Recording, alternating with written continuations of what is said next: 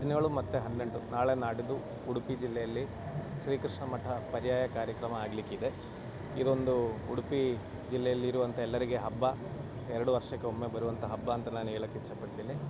ಈ ಕಾರ್ಯಕ್ರಮಕ್ಕೆ ನಾವು ಪೊಲೀಸ್ ವತಿಯಿಂದ ಎಲ್ಲ ರೀತಿಯಲ್ಲಿರುವ ಸಿದ್ಧತೆಗಳನ್ನು ಮಾಡಿದ್ದೇವೆ.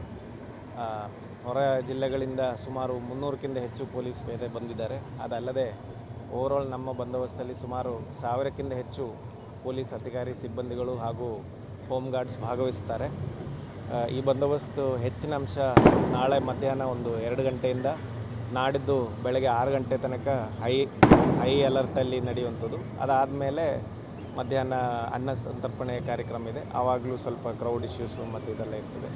ಅದಕ್ಕೆ ತಕ್ಕದಾಗಿ ನಾವು ಬಂದೋಬಸ್ತ್ ತಯಾರಿ ಮಾಡಿದ್ದೀವಿ. ಈಗಾಗಲೇ ಕೃಷ್ಣ ಮಠ ಮತ್ತು ಸ್ವಾಮೀಜಿಯವರು, ಅದೇ ರೀತಿ ಪರ್ಯಾಯ ಸಮಿತಿ, ಅದೇ ರೀತಿ ಮುನ್ಸಿಪಾಲಿಟಿ, ಜಿಲ್ಲಾಡಳಿತ, DC ಎಲ್ಲರೂ ಒಟ್ಟಿಗೆ ಸುಮಾರು ಸರ್ತಿ ಮೀಟಿಂಗ್ ಮಾಡಿ ಯಾವ ರೀತಿಯಲ್ಲಿ ಅರೇಂಜ್ಮೆಂಟ್ಸ್ ಮಾಡಬೇಕು ಅಂತದಲ್ಲೂ ನಾವು ಫೈನಲೈಸ್ ಮಾಡ್ಕೊಂಡಿದ್ದೀವಿ.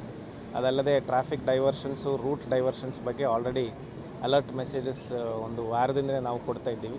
ಅದರಲ್ಲಿ ಏನಾದರೂ ವೇರಿಯೇಷನ್ಸ್ ಇದ್ದರೆ ಅದನ್ನು ನಾವು ಮತ್ತೆ ಅಪ್ಡೇಟ್ ಮಾಡ್ತಾ ಇರ್ತೀವಿ. ಹಾಗಾಗಿ SP ಉಡುಪಿದು ಏನು ಫೇಸ್ಬುಕ್ ಮತ್ತು ವಾಟ್ಸಪ್ ಇದು ಇನ್ಸ್ಟಾಗ್ರಾಮ್ ಪೇಜಸ್ ಏನಿದೆ ಅದರಲ್ಲೂ ನಾವು ಟ್ರಾಫಿಕ್ ಅಲರ್ಟ್ಸ್ ಮತ್ತು ಅಡ್ವೈಸರೀಸ್ ಇಶ್ಯೂ ಮಾಡ್ತೀವಿ.